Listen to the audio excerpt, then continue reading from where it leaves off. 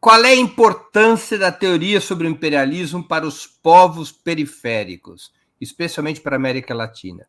Esse conceito foi e continua a ser essencial em uma estratégia de esquerda? Eu acho muito. Eu vou ser muito honesta assim com vocês. Eu escrevi esse livro, obviamente, para contribuir com um debate teórico sobre o tema. Eu quero que esse livro seja usado nas universidades, né? Eu quero aqui apresentar um conjunto de autores sob uma proposta rigorosa metodológica, apresentar a teoria econômica, mas o que eu quero de verdade é retomar, né? Para a esquerda, para os movimentos sociais, a centralidade dessa categoria para pensar o capitalismo contemporâneo e, sobretudo, os desafios da América Latina e do Brasil, num período em que eu acho que o imperialismo, embora esteja passando por uma crise, está mais fortalecido e atuando mais no ataque do que atuou no período pregresso, pelo menos nos primeiros anos dos anos 2000. Então, eu acho que essa é uma categoria muito central. E, assim, me desculpem, vai escorrer um veneno da minha boca agora. Eu sempre fico pensando assim, que exemplo que eu vou dar? Nunca consigo... Veneno é bom para entrevistas. Pode escorrer. Assim, não é nada pessoal com o fulano, tá? Gosto Pode e ser tal. pessoal também, não tem problema. Depois do que o Neto fez com o Tite, em seguida a derrota contra a Croácia, pode tudo. Bora lá. Não, porque eu via, por exemplo, eu posso falar dos de casa também, para não achar que eu fico falando dos outros. Mas, assim, eu via o Ciro, por exemplo, Ciro Gomes, nas eleições. Ele dizia coisas muito legais que eu, assim, como economista, gosto muito, né? Vamos reindustrializar o Brasil, vamos fazer o Brasil ser uma nova China, vamos lá, desenvolvimento, o projeto de nação. Aí ele dizia, quando ele fazia crítica ao governo Lula e Dilma, né? A taxa de câmbio ela não estava lá no equilíbrio, e aí por isso os juros ficavam apreciados, aí não tinha poupança suficiente, a gente tinha que recorrer a financiamento externo, e aí poupança externa e juros altos. Aí eu fico pensando, cara, onde estão as determinações externas, sabe? Assim, parece que o problema todo foi de boa vontade, assim, ou de incapacidade. Parece que não tinha um projeto que o fulano escreveu lá, e aí o câmbio, em vez de estar 3,13, ele estava 1, não sei o quê.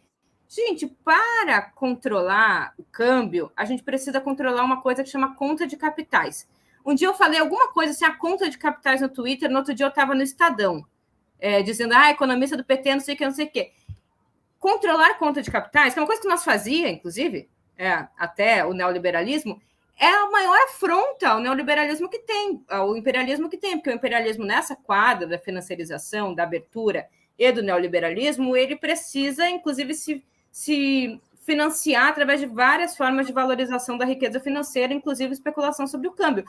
E aí eu fico pensando que a gente às vezes fala, e agora a gente está com mais condições de falar sobre projeto de desenvolvimento, vamos reconstruir o Brasil, vamos lá, está todo mundo esperançoso. Se a gente não souber um pouco disso aqui, ou entender que os nossos passos são obstacularizados e são cerceados, e a nossa margem de manobra é comprimida, porque tem uma coisa chamada imperialismo, e infelizmente o imperialismo está muito mais próximo geograficamente da gente do que outros lugares, a gente tem uma força dirimida. E o problema não é só falta de maioria política, o problema não é as instituições, a preguiça, a corrupção, ou sei lá o que do povo brasileiro. É uma força externa, centrífuga, que drena todo o nosso excedente. E, paradoxalmente, quanto mais a gente se desenvolve nos moldes que a gente historicamente se desenvolveu, mais a gente aprofunda algumas tendências do imperialismo, como, por exemplo, a transferência de valor, porque mais a gente remete lucro para a empresa internacional. No caso, agora a gente não tem dívida externa, mas as transferências, pagamento de royalties e serviços, né, da balança de serviços. É um grande sistema, inclusive mesmo se industrializando, porque a periferia se industrializa com produtividade abaixo da média, né, com indústrias com composição orgânica do capital inferior, as indústrias dos países centrais, portanto, os capitais do centro se apropriam de mais valor do que aquele produzido por eles próprios. Sim, é um sistema mais complexo. E eu acho que se a gente não entender que a luta anti-imperialista, inclusive, é um elemento que articula e dá concretude à luta de classes no Brasil, porque a defesa dos interesses nacionais é um elemento central quando a gente pensa na nossa história, a nossa formação social e econômica, a defesa do nosso país, eu acho que a gente se perde em fragmentações, em fragmentos que nos pulverizam mais do que nos dão uma unidade. Por isso, eu acredito muito a centralidade ao tema do imperialismo e eu acho que ele tem que voltar muito mais à boca do povo brasileiro, às interpretações da esquerda, às interpretações dos acadêmicos, sob risco da gente negligenciar uma força tão central, com tanta capacidade de destruição, e olhem o que é Venezuela, o que é Cuba, o que foi Bolívia, o que é Argentina e as várias formas de atuação do imperialismo, e a gente vai, inclusive, perdendo a capacidade de solidariedade e colocar no centro da pauta a questão nacional, e vai deixando, inclusive, de achar que o problema da Venezuela é o problema do Brasil, e que não defender a Venezuela é também abrir precedentes para que a gente seja atacado de forma bastante análoga. O que fazem na Venezuela também o que fazem no Brasil, né? Com diferença do nível de resistência que tem nos dois lugares.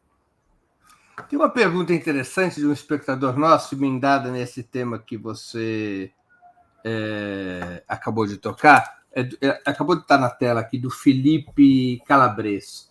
Em certo momento, o termo imperialismo passou a se tornar uma espécie de chavão da esquerda latino-americana, caindo injustamente em certo descrédito. Por que isso teria acontecido? Eu acho que assim, primeiro mandar um beijo para o Felipe, que é meu amigo. Eu acho que a esquerda, não sei, vou dizer a brasileira, porque é a que eu conheço, a gente sofre de um problema de formação política, talvez sofra mais nos últimos tempos, e aí a gente acaba se comunicando através de chavões. A direita também passa por isso, né? Que acabam fazendo com que coisas sejam descreditadas, né? E percam a sua importância analítica. Eu acho que quando a gente diz que tudo é imperialismo, o conceito perde validade. Por isso eu sou muito refratária a dizer a China é imperialista, a Rússia é imperialista, o Brasil é subimperialista, parece que tudo é imperialismo. E se tudo é imperialismo, se qualquer prática comercial que se relaciona ao próprio capitalismo é imperialismo, não sei, parece que não tem muita validade. E depois, posso escorrer outro veneno? Hoje eu estou meio venenosa. À vontade. Mas é que assim, até eu sou... Não sendo contra mim o veneno, tá ótimo. Até eu sou criticada na internet porque dizem que eu sou financiada pelo imperialismo, sabe? Aí dizem que o Brasil perder de 7-1 da Alemanha é imperialismo, é o imperialismo atuando para desestabilizar o governo Dilma. E aí o Neymar não jogar é o imperialismo enfraquecendo a seleção brasileira. Aí sabe, também, eu não sei, aí parece que se forma assim, as condições para a gente não tratar com muita seriedade o conceito, mas eu acho que a despeito disso, a gente deveria seguir dando o rigor e a solidez e a presença que esse conceito merece.